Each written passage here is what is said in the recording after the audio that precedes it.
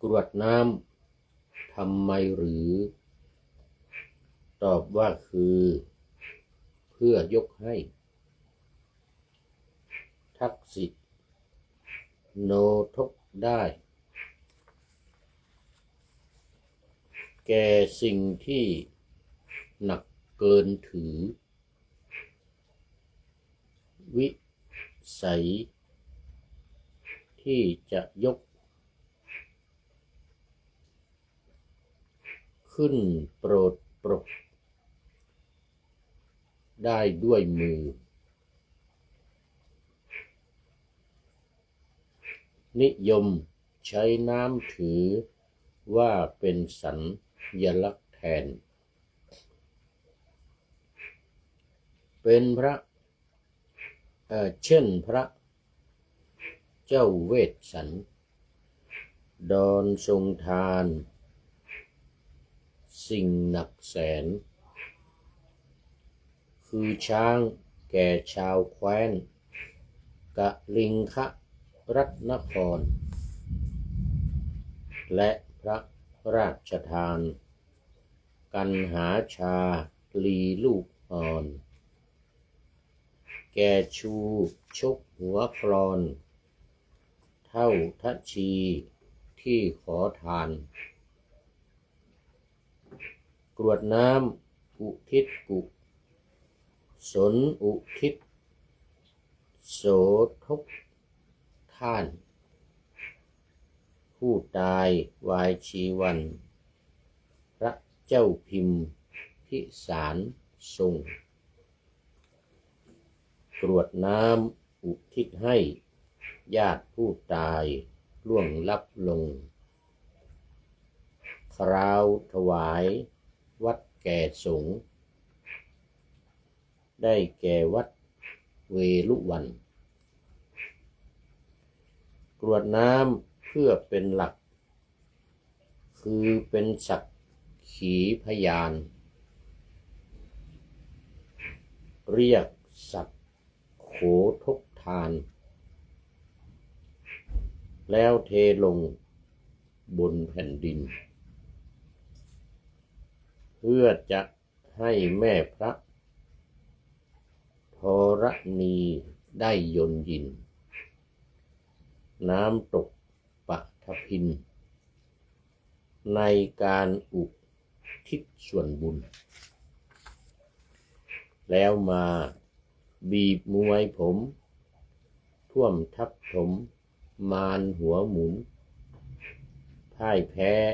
แหลกเป็นจุนเพราะน้ำกรวด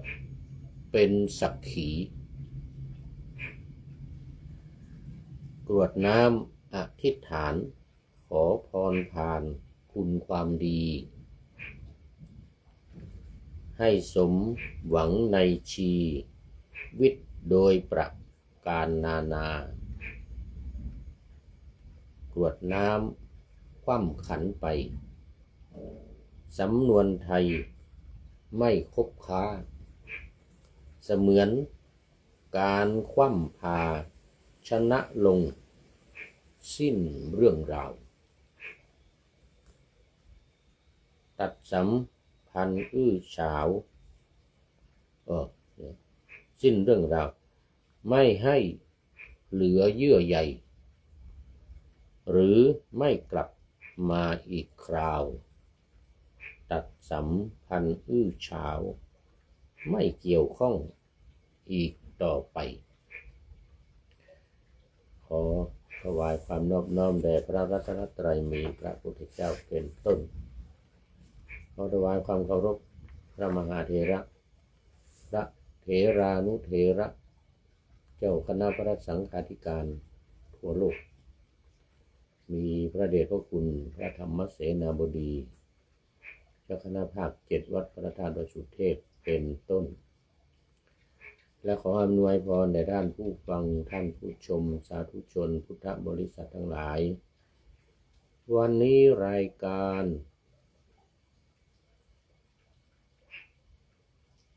ธรรมทัศน์ นึกถึงไม่ออกของวัดพระธาตุดอยสุเทพ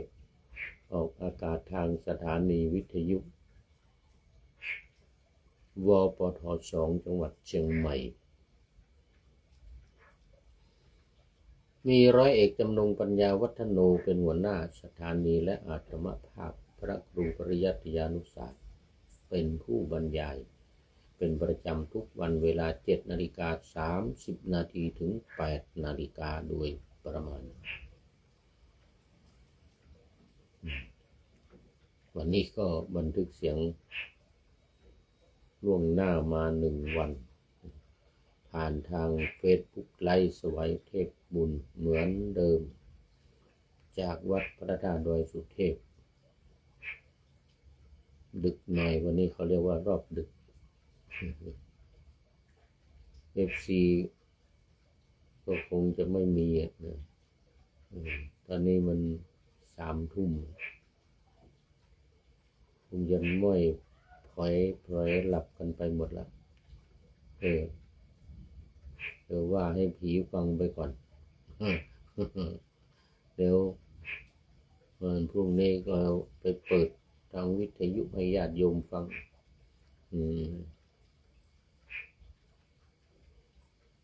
แต่ก็ไม่แน่นะมีหลายท่านที่ยังไม่นอนนอนดึกแต่ผู้พูดนี่ยกตาจะไม่ค่อยขึ้นละวันนี้ตอนกลางวันไม่ได้ทำงานไม่ได้จัดรายการไปทำงานข้างนอกกลับมาจนเย็นเอามาจัดรายการ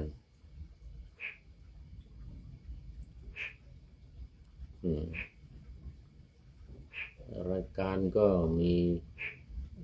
จะต้องทำเป็น MP3 เพื่อส่งให้ทางสถานีเพราะว่าเห็นทางผู้อำนวยการสถานีหัวหน้าสถานีบอกว่ามันถ้าเอาลิงก์เอารายการจาก Facebook เนี่ยมันดับว่างั้นไม่รู้ว่าเป็นเพราะ Facebook หรือว่าเป็นเพราะลิงก์อินเทอร์เน็ตของสถานีไม่เสถียรหรือยังไงก็ไม่แน่ใจนะเพราะ Facebook นี่ก็เปิดได้ตลอดเหมือนกันก็เลยต้องทำเป็น MP3 รบกวนท่านพระครูสมุวิสุวัฒน์วรกิจโยทำ MP3 ส่งสถานี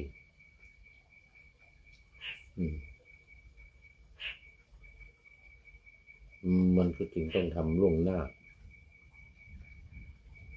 เหลือเวลาไว้นานๆถ้าใกล้รายการจะออกหรือตรงพอดีนี่มันก็ไม่ทันทำ MP3 ไม่ทัน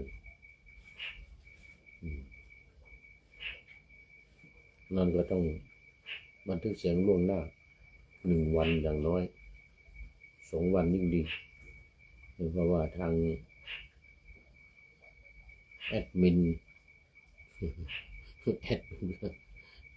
นจะได้สะดวกในการทำ MP3 โอ้ตอนนี้นานเห็นว่าแล้วโยมแม่จันสมยังไม่นอนนี่เรื่องมันน่ะโยมพิษสมัยศรีเทพธรรมรงค์ด้วยจากลำปางเชียงใหม่ลำปางก็ไม่นอน ยังไม่นอนโยมแม่จันสมบอกว่าน้อมกราบสาธุค่ะพระอาจารย์โอ้โมทนาเห็นมีกดไลค์ตุ้มตั้มอยู่เลยโอ้แต่เดี๋ยวพระเดชพระคุณหลวงพ่อสุทธิสงุมลำก็จะเข้ามาแล้ววันนี้ไม่ได้เข้ามาในช่วงต้นช่วงหัวรุ่งเดี๋ยวต้องมาตอนท้ายสุดเลยเดี๋ยวก็มาท้ายสุดเลย หมดเวลานะ หมดเวลานะรายการก็เนี่ยจริงต้องหลับหูหลับตาทำนู่นนะ แต่นี่ก็มีเข้ามานะแต่ว่าไม่ได้คอมเมนต์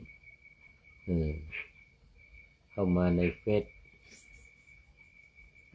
เดี๋ยวก่อนเห็นแต่รูปนึกชื่อไม่ออก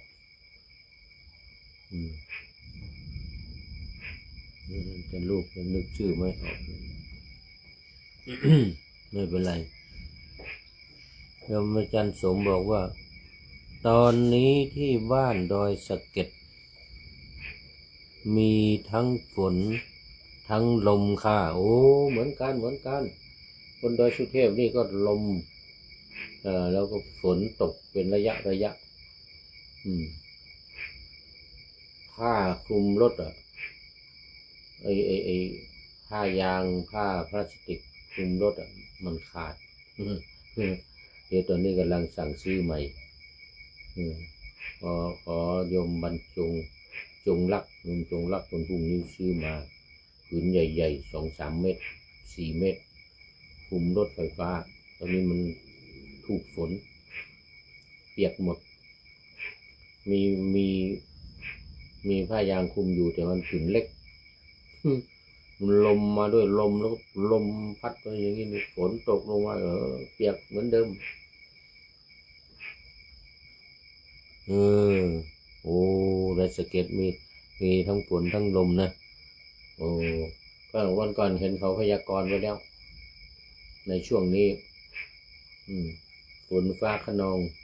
ให้ระมัดระวังน้ำหลากน้ำท่วมคุณโยมพิษสมัยสีเทศทำรงบอกว่ากราบไหว้สาบ่นะสาธุโมทนาจากลำปาง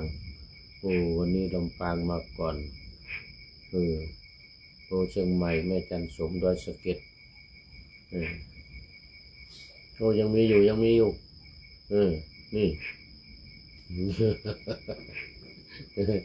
งมี FC เข้ามาอยู่เอาละตอนนี้ก็เข้ามาสู่เนื้อหาของรายการวันนี้ยังอยู่เรื่องเดิม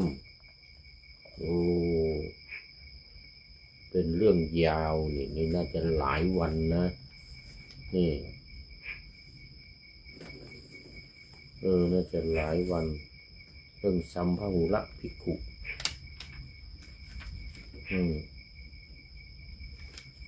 ภิกษุหลายรูปมันหลายรูปมันก็ต้องยาวหน่อยนานหน่อยยาวหน่อยนานหน่อย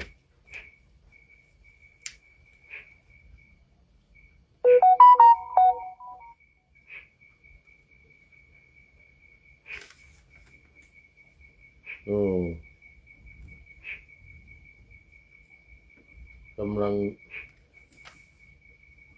เริ่มต้นเรื่องเนื้อธรรมเรื่องคาถาอยู่ยังไม่ได้พูดถึงเรื่องของนิทานที่เล่าประกอบนี่ก็เป็นธรรมบทมาในธรรมปทัตตกถาพระสุตตันตปิฎกเล่มที่25อัตถกถาธรรมหรือธรรมปทัตตกถาในพระไตรปิฎกเล่มที่25ขุททกนิกายเมื่อวานนี้พูดถึงเรื่องของธรรมะที่ว่าถ้าไม่มีเพื่อนที่ดีเนี่ยเที่ยวไปคนเดียวดีกว่าแล้วก็มีการเปรียบเทียบเหมือนกับม้าเหมือนกับช้างมาตังคะ นี่นะ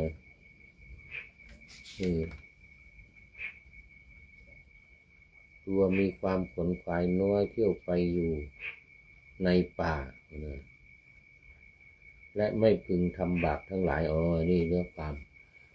ของธรรมะเมื่อวานเดี๋ยวมาต่อเนื้อความธรรมะก่อนวันนี้2 บทว่ามาตังคะรัญเยวะนาคูความว่าเหมือนอย่างว่าพญาช้างตัวนี้ได้นามว่ามาตังคะเพราะพิจารณาเห็นอย่างนี้ว่าเราแลย่อมอยู่นัวเนียด้วยพวกช้างพลายช้างพังช้างสะเทือนและช้างและลูกช้างทั้งหลายช้างสะเทือนนี่ยังไงช้างพลายตัวผู้ช้างพังช้างตัวเมียช้างสะเทือนน่าจะเป็นช้างวัยรุ่น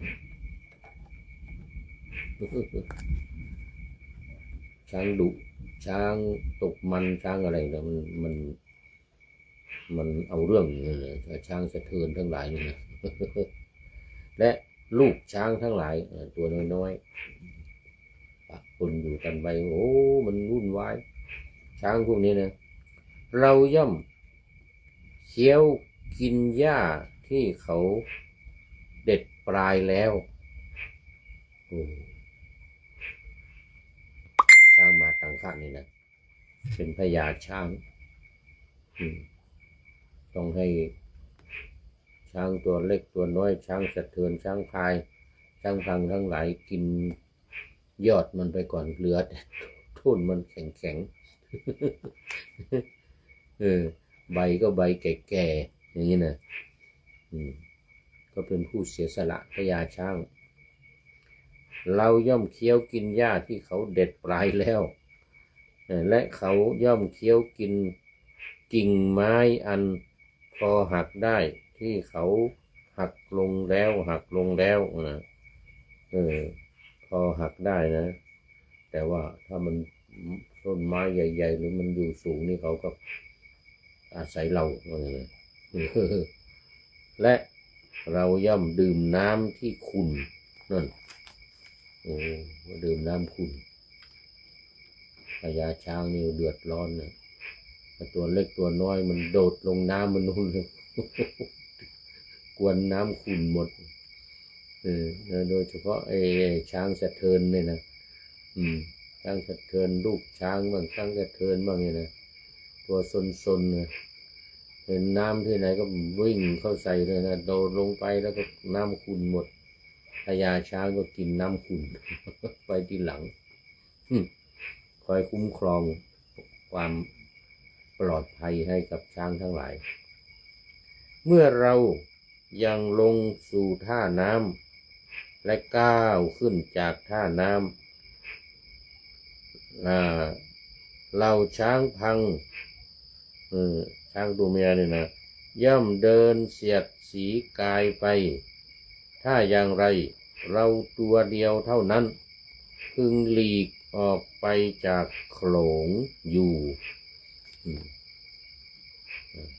หลีกออกไปจากหมู่จากคณะแต่ว่าถ้าช้างนี่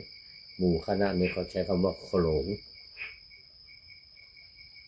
ใช้คำว่าโขลงดังนี้แล้ว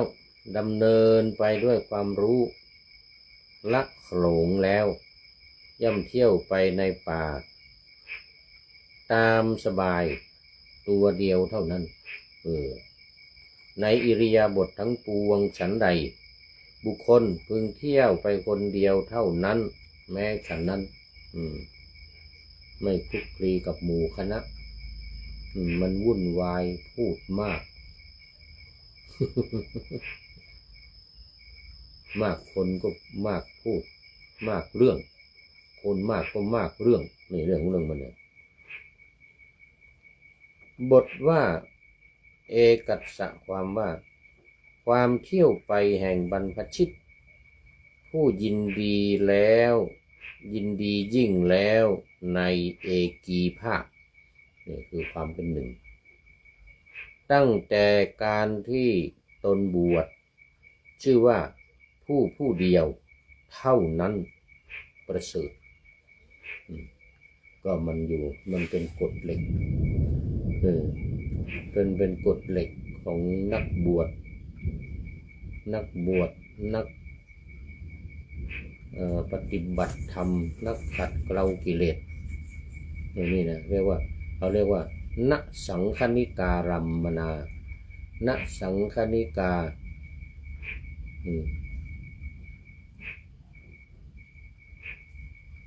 คือไม่คลุกคลี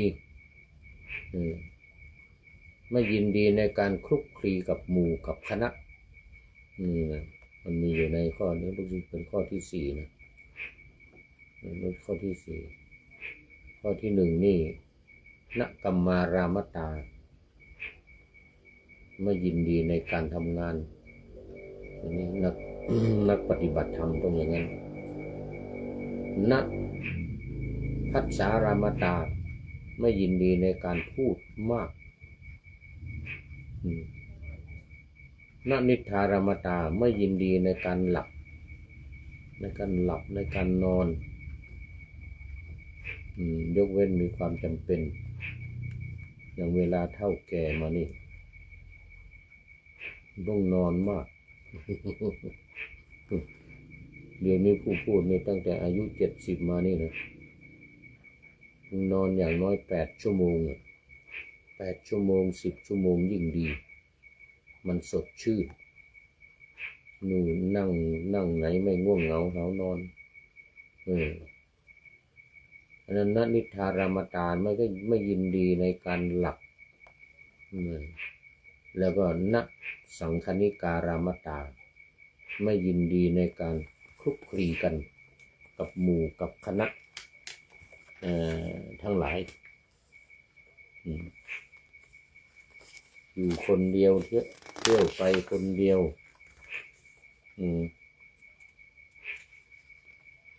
อยู่คนเดียวเที่ยวไปคนเดียวเป็น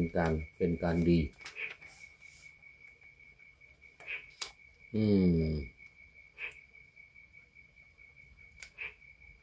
บาทคาถาว่านัตถิภาเลสหายตาความว่าเพราะคุณธรรมนี้คือจุลศีลมัชฌิมศีลมหาศีลกถาวัตถุ10ธุดงค์คุณ13วิปัสสนาญาณมรรค4ผล4วิชชา3อภิญญา6อมตะมหานิพพานชื่อว่าคุณเครื่องเป็นสหายนะคุณเครื่องเป็นสหายบุคคล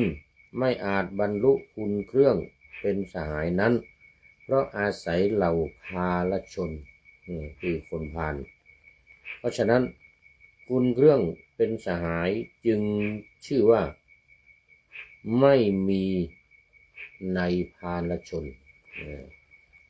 ไม่มีในคนพาลทั้งหลายคุณเครื่องเหล่านี้อย่างจุลศีลมัชฌิมศีลมหาศีลนี่นะกถาวัตถุ10หรือ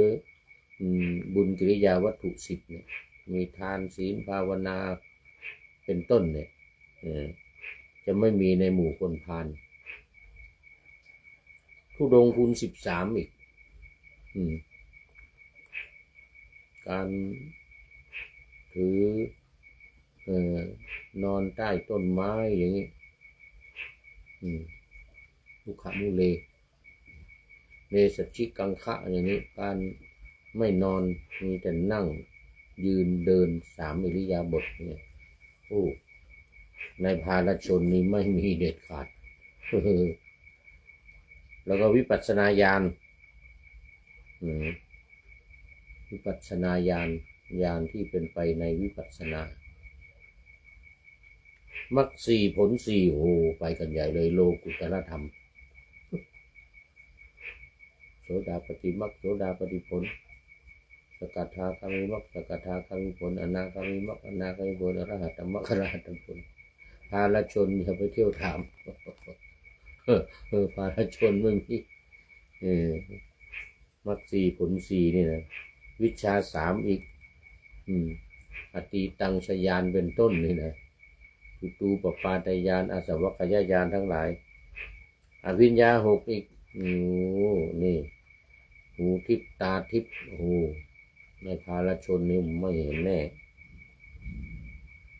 แล้วก็ที่สำคัญคืออมตะมหานิพพานอมตะมหานิพพานโอ้โหคนพานทั้งหลายไม่ต้องพูดถึงคนพานทั้งหลายนี่นะไอ้คุณเครื่องความเป็นสหายเหล่านี้ถือว่า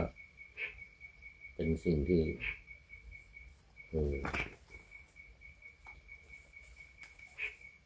ยากลำบากที่จะทำได้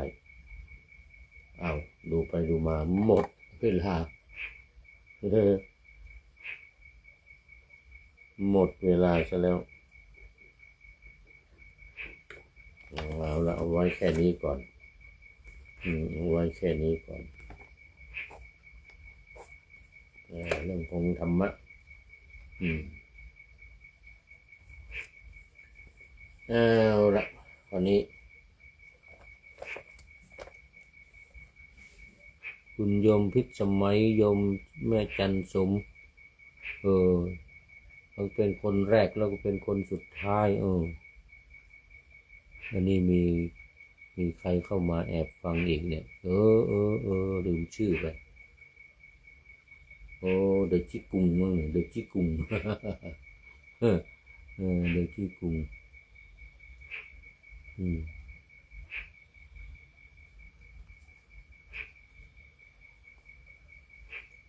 คุณโยมสีเทพกำลังว่าดูเพิ่มเติมนะกราบไหว้กราบสาธุสาธุสาธุเจ้าเมื่อกี้ไม่ได้กดดูเพิ่มเติมเป็นท่านสุดท้ายของรายการพอดีวันนี้เข้าสู่เส้นชัยของรายการโมทนาเป็นอย่างยิ่งมาดูข้อคิดท้ายรายการวันนี้จากผู้ใดหนอแลท่านนายพลถ้าจะหลับไปแล้วตอนนี้ถ้าจะหลับไปแล้วท่านนายพลเห็นลูกลงมากำลังกรวดน้ำทำบุญอุทิศส่วนกุศลไปให้ผู้ตายก็เลยให้ข้อคิดมาข้อคิดข้อมูลเกี่ยวกับการกรวดน้ำวันนี้นะท่านนายพลนเรศจิตรัก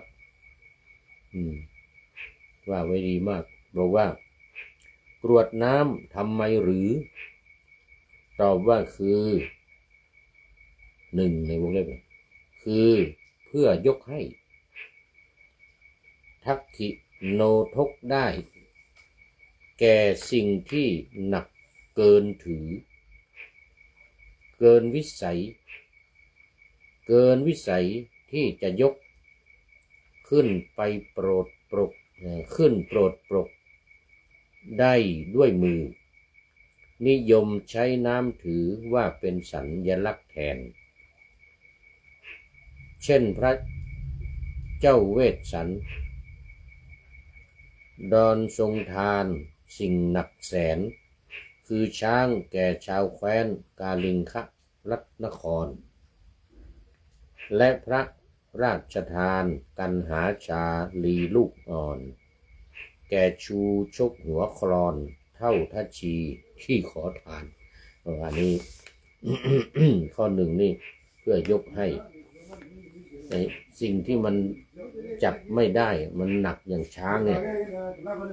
จะไปอุ้มช้างแล้วก็ประเคนอย่างนี้มันก็ไม่ได้ใช้น้ำแทนเราเห็นในรูปว่า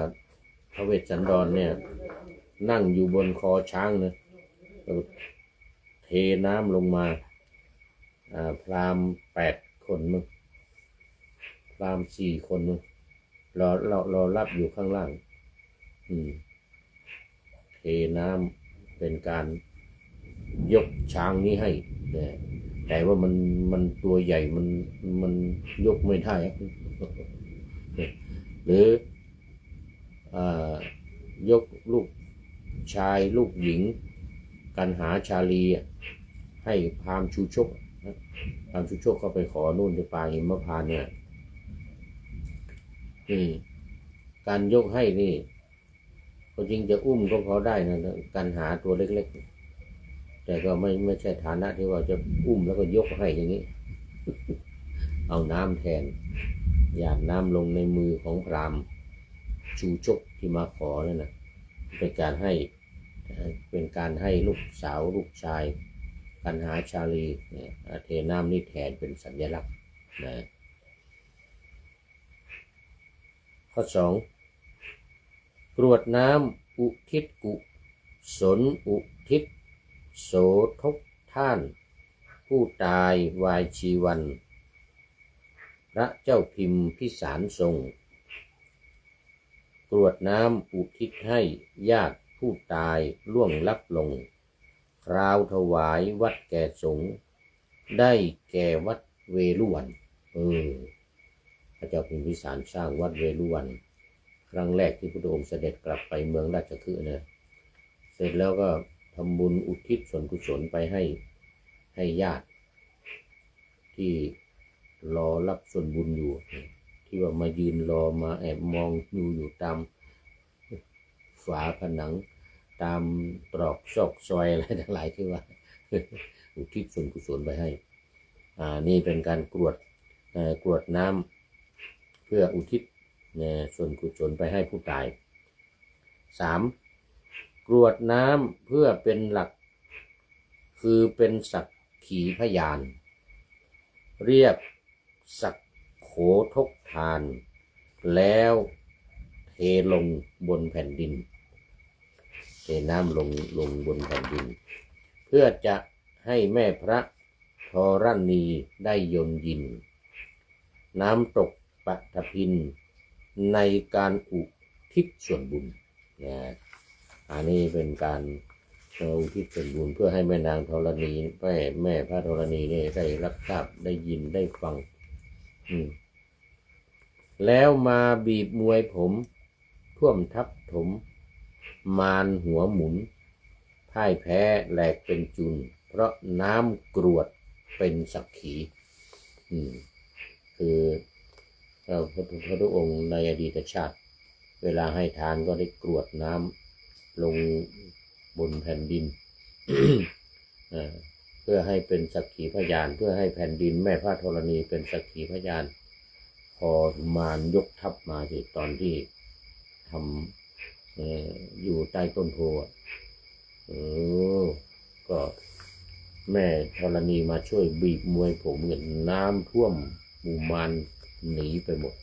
แพ้ไป4. กรวดน้ำอธิษฐานขอพรผ่านคุณความดี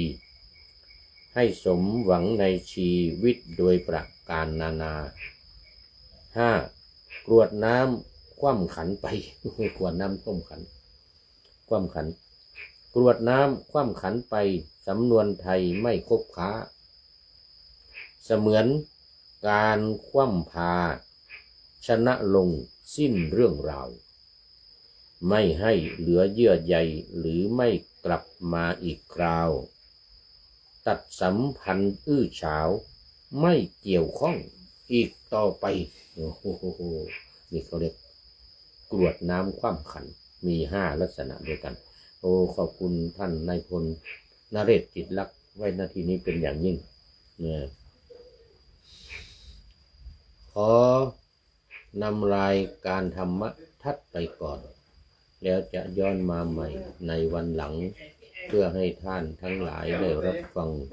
พระธรรมเทศนาเหมือนดังเดิมเป็นธรรมะจากพระไตรปิฎก3ธรรมบทอันงดงามบรรยายเสริมอธิบายใจความเหมาะมาต่อเติมยกนิทานดั้งเดิมเสริมบทธรรมขอทุกท่านสุขกายสบายใจปรารถนาสิ่งใดอันเลิศล้ำจงเพิ่มพูนตามบุญงามและตามกรรมที่ได้บำเพ็ญไว้ทุกประการขอเจริญพร